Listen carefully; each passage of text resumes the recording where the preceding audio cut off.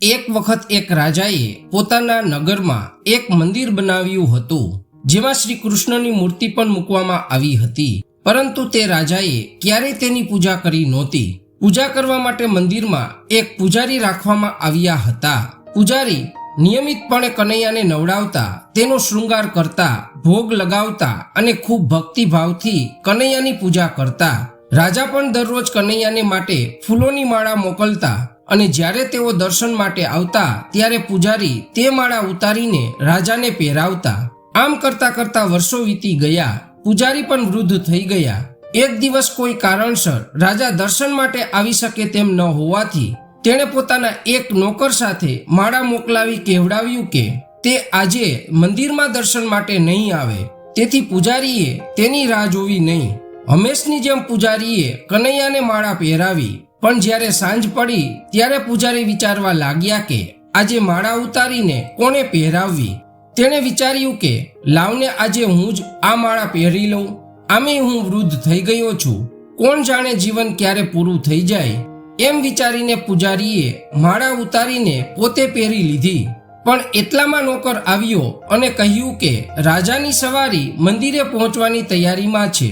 રાજાની ગાડી આવી રહી છે. એ સાંભળીને પૂજારી ગભરાઈ ગયો.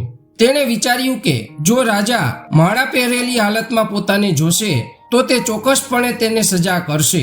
પૂજારીએ ઉતાવળે પોતાના ગળામાંથી માળા ઉતારી અને કનૈયાને પાછી પહેરાવી દીધી.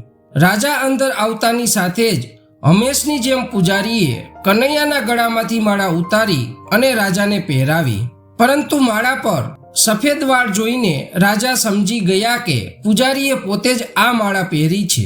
ત્યારે રાજા ગુસ્સે થઈ ગયા અને ગુસ્સામાં પૂજારીને પૂછ્યું કે માળા પર સફેદ વાળ ક્યાંથી આવ્યો. રાજાની વાત સાંભળીને પૂજારી ડરી ગયા અને કહ્યું કે આ કનૈયાનો વાળ છે.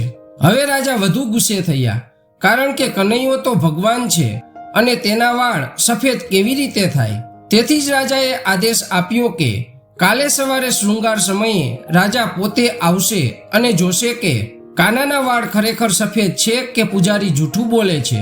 જો પૂજારી જૂઠા પડશે તો તેને ફાંસી આપવામાં આવશે. રાજાનો આદેશ સાંભળીને પૂજારી ડરી ગયા. તેણે વિચાર્યું કે હવે શું કરવું, ક્યાં જવું. હવે તેનું મૃત્યુ નિશ્ચિત છે.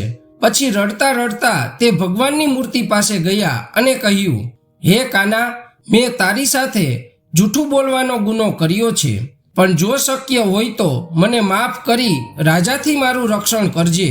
હે માધવ, તારી સેવા કરતા કરતા હું વૃદ્ધ થઈ ગયો છું, તો હવે મને માફ કર. આવી ભૂલ ફરી નહીં થાય.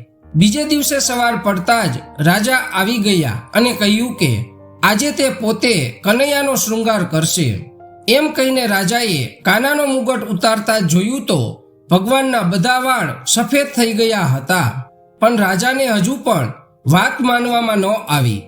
તેણે વિચાર્યું કે ફાંસીના ડરથી પૂજારીએ જ કાનાના વાળ પર કલર લગાવ્યો હશે.